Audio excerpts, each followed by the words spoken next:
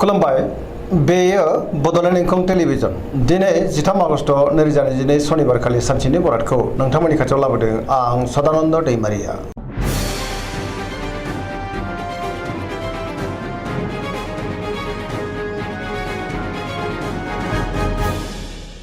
सिगां फरायनो लादों मेष राशि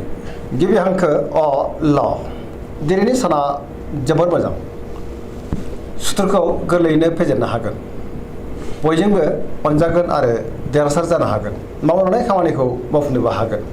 गोसोखौ जोबोर गोजोननाय मोनगोन देहायाबो दिनै मोजाङैनो थागोन बहानिफ्रायबा मोजां खौरां फैनोबो हागौ रांखावरियाव दिनै जोबोर मोजां गोबां धोन आरजिनोबो हागोन आयाबो बांगोन बेफार फालांगियाव दिनै जोबोर मोजां सोरबा लोगोनिफ्राय थोजासे हेफाजाबखौ मोननो हागौ न'खराव बिसि फिसायनि गेजेराव अननानै फैगोन गुबुननि गोसोखौ गोरलैयैनो बोनो हागोन गोसोनि बोलोआ बांगोन समाजावबो मान मोनगोन सेंग्रा सिख्लाफ्रा बहानिफ्रायबा मोजां खौरां मोननोबो हागौ गोसोआ दिनै जोबोर रमान्टिक जागोन धोरोमारि बिथिङावबो गोसो दुंखांगोन पजिटिभ एनार्जिनि गोहोमबो गोग्लैगोन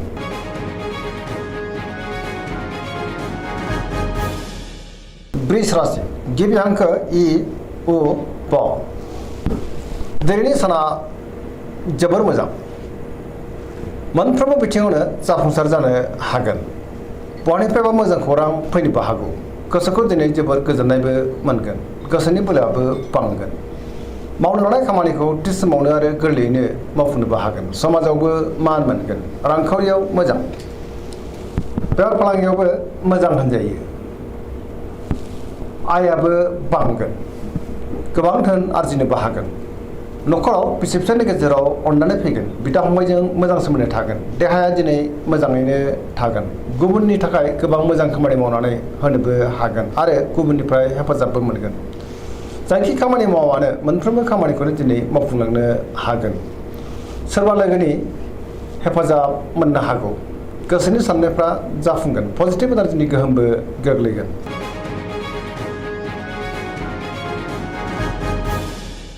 मिथुन राशि गिबि हांखो क स दिनैनि साना जोबोर मोजां पजिटिभ एनार्जिनि गोहोम गोग्लैनो हागौ मोनफ्रोमबो बिथिङाव जाफुंसार जानो हागोन गियाननि आंखाल जानाय नङा गोसोखौ दिनै जोबोर गोजोननाय मोनगोन गोसोआ जोबोर खुसि जागोन बहानिफ्रायबा मोजां खौरां फैनो हागौ देहाया दिनै मोजाङै थागोन अब्लाबो नाथाय जानाय लोंनायाव सांग्रां जानांगोन रांखावरियाव जोबोर मोजां आयाबो बांगोन बेफार फालांगियाव जोबोर मोजां न'खराव अननानै फैगोन समाजावबो मान मोनगोन गोसोनि बोलोआ बांगोन मावनो लानाय खामानिखौ थि समावनो आरो गोरलैयैनो मावफुंनोबो हागोन सोरबा लोगोनिफ्राय थोजासे हेफाजाबबो मोननो हागौ गुबुनजों मोजां सोमोन्दो लाखिनो रोंगोन आरो बहाबा थाङोब्ला जोबोर मोजां आरो मोजाङैनो हान्थिनोबो हागोन लाइमोनफोरनि गोसोआ दिनै जोबोर रमान्टिक जागोन आरो गावबा गावनि गोसोनि साननायखौ फोरमायलायनोबो हागोन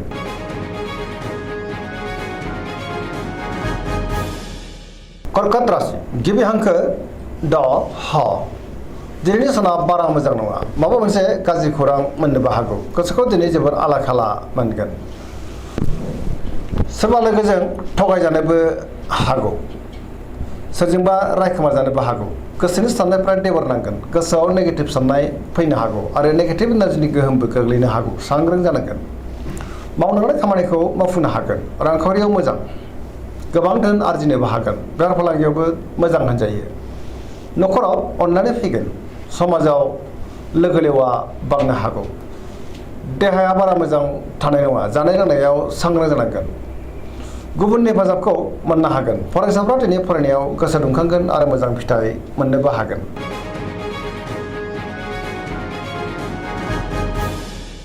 सिंह राशि गिबि हांखो म ट दिनैनि साना मोजां आरो गाज्रिनि गेजेरजों बाबेलांगोन गोसोनि बोलोआ लोरबां जानो हागौ नेगेटिभ एनार्जिनि गोहोमबो गोग्लैनो हागौ मावनो लानाय खामानिखौ मावफुंनो हागोन सोरबा लोगोनिफ्राय मोजां खौरां मोननो हागौ बहाबा दावबायहैनो एबा हान्थिनो खाबु मोननो हागौ रांखावरियाव बारा मोजां नङा मोननो गोनां धोनखौ दिनै मोननो गोब्राब जागोन बेफार फालांगियाव बारा मोजां नङा गोबां खहा जानांनोबो हागौ गोसोनि साननायखौ दिनै गुबुननो फोरमायनो हागोन न'खराव अनलायनाय फैगोन समाजावबो दिनै मान मोननो हागोन गुबुननि थाखाय नाङा फाङा जेंनायाव गोग्लैनांनोबो हागौ सांग्रां जानाया गाहाम गोसोआ दिनै जोबोर आला खाला जागोन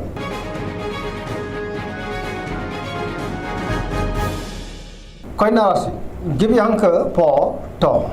दिनैनि साना मोजां आरो गाज्रिनि गेजेरजों बाबेरलांगोन नेगेटिभ एनार्जिनि गोहोम गोग्लैनो हागौ गोसोआव नेगेटिभ साननाय फैगोन गोथों आरो गोग्गो साननो रोंनाय नङा गियाननि आंखाल जानो हागौ रांखावरियाव मोजां बेफार फालांगियावबो मोजां होनजायो देहायाबो दिनै मोजाङैनो थागोन न'खराव अनलायनाय फैगोन गोबां खामानियाव दिनै मुखुबबो थागोन सोरजोंबा रायखोमा जानो हागौ अब्लाबो नाथाय गोसोनि बोलोआ बांगोन लाइमोनफोरनि गोसोआ दिनै जोबोर रमान्टिक जागोन आरो गावबा गावनि गोसोनि साननायखौ फोरमायलायनोबो हागोन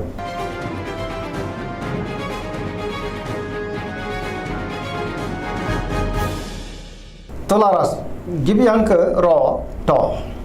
दिनैनि साना जोबोर मोजां गोसोनि बोलोआ बांगोन गोसोनि साननायफ्रा मोगथाङाव जाफुंनो हागौ मावलांनाय खामानिखौ थि समावनो आरो गोरलैयैनो मावफुंनोबो हागोन देहायाबो मोजाङैनो थागोन बहानिफ्रायबा मोजां खौरां फैनोबो हागौ बहाबा हान्थिनो एबा दावबायनो खाबुबो मोननो हागौ रांखावरियाव दिनै जोबोर मोजां गोबां धोन आरजिनोबो हागोन मोननो गोनांखौबो दिनै मोननो हागोन न'खराव बिसि फिसायनि गेजेराव अनलायनाय फैगोन समाजावबो मान मोननो हागोन गुबुननि गोसोखौ गोरलैयैनो बोनोबो हागोन सिगांनि बबेबा आद्रा खामानिखौ दिनै मावफुंलांनो हागौ सोरबा लोगोनि हेफाजाबखौ मोननो हागोन गोदान थांखि लानो रोंगोन सेंग्रा सिख्लाफ्रा जोबोर रमान्टिक जागोन आरो गावबा गावनि गोसोनि साननायखौ फोरमायलायनोबो हागोन पजिटिभ एनार्जिनि गोहोमबो गोग्लैगोन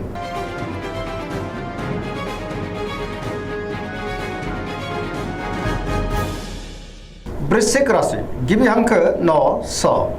दिनैनि साना जोबोर मोजां समाजाव लोगो लेवा बांगोन गोबां मुंदांखा सुबुंजों दिनै लोगो मोनज्लायनो हागौ पजिटिभ एनार्जिनि गोहोमबो गोग्लैगोन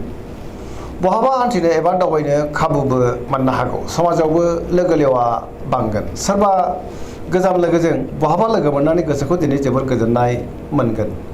गोसोआव गोग्गो आरो गोथों साननाय फैगोन मावनो हानाय खामानिखौबो थि समावनो मावफुंनो हागोन गुबुननि थाखाय गोबां मोजां खामानि मावनानै होनोबो हागोन बयनिफ्रायबो मोजां खौरां फैनोबो हागौ गोसोनि साननायफ्रा मोगथाङाव जाफुंगोन गोसोनि बोलोआबो बांगोन समाजाव बयजोंबो मान होजागोन आरो मान मोनगोन न'खराव अनलायनाय फैगोन रांखावरियाव जोबोर मोजां अब्लाबो नाथाय खरसायाबो बांगोन बेफार फालांगियाव मोजां होनजायो गुबुननि थाखाय गोबां मोजां खामानि मावनानै होनोबो हागोन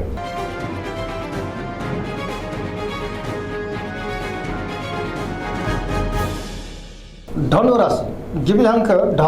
फ भ दिनैनि साना जोबोर मोजां गोसोआव बोलो बांगोन मावनो हानाय खामानिखौ थि समावनो आरो गोरलैयैनो मावफुंनो हागोन सिगांनि बबेबा आद्रा खामानिखौबो दिनै मावफुंनो हागोन बहानिफ्रायबा मोजां खौरां फैनोबो हागौ गोसोनि साननायफ्रा जाफुंगोन रांखावरियाव जोबोर मोजां मोननो गोनांखौ दिनै मोननो हागोन बेफार फालांगियाव जोबोर मोजां मुलाम्फा मोनगोन आयाबो बांगोन समाजाव मान मोनगोन बयजोंबो अनसायजागोन बहाबा हान्थिब्ला जोबोर मोजां आरो मोजाङैनो हान्थिनोबो हागोन देहाया दिनै मोजाङै थागोन अब्लाबो नाथाय जानाय लोंनायाव सांग्रां जानांगोन गुबुननि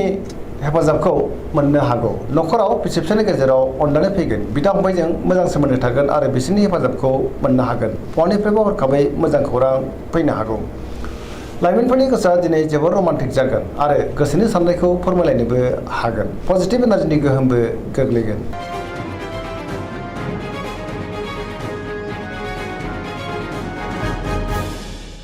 मकर राशि गिबि हांखो ख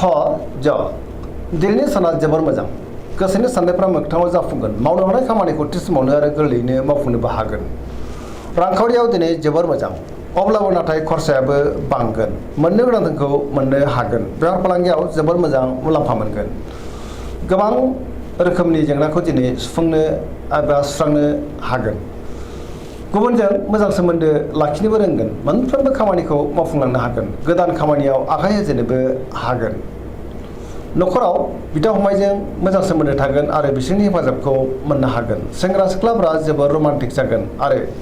गोसोनि साननायखौ फोरमायलायनोबो हागोन फरायसाफ्राबो दिनै फरायनायाव गोसो दुंखांगोन धोरोमारि बिथिङावबो गोसो दुंखांगोन पजिटिभ एनार्जिनि गोहोम गोग्लैगोन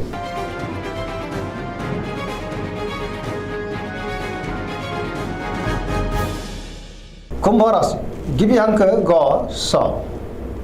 दिनैनि साना जोबोर मोजां गोसोखौ दिनै जोबोर गोजोननाय मोनगोन मावनो हानाय खामानिखौ थि समावनो आरो गोरलैयैनो मावफुंलांनो हागोन सिगांनि बबेबा आद्रा खामानिखौबो दिनै मावफुंनो हागोन बहानिफ्रायबा मोजां खौरां फैनोबो हागौ समाजाव मान मोनगोन गोबां मुंदांखा सुबुंजों दिनै लोगो मोनज्लायनोबो हागौ रांखावरियाव जोबोर मोजां बहानिफ्रायबा गोबां धोन मोनगोन देहाया दिनै मोजाङै थागोन न'खराव अननानै फैगोन गुबुनजों मोजां सोमोन्दो लाखिनोबो रोंगोन गुबुननि हेफाजाबबो मोनगोन बिमा बिफानि अननाय आरो बोरखौ मोननो हागोन बहाबा दावबायहैनो खाबु मोननो हागौ पजिटिभ एनार्जिनि गोहोमबो गोग्लैनो हागौ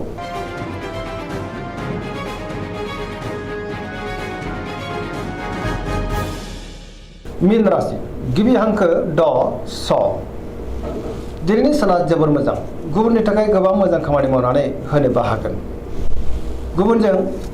मान होजागोन गोसोआव पजिटिभ साननाय फैगोन गोथों आरो गोग्गो साननो रोंगोन गियाननि आंखाल जानाय नङा गोसोनि बोलोआ बांगोन गावनि गोसोनि साननायखौ दिनै गुबुननो फोरमायनोबो हागोन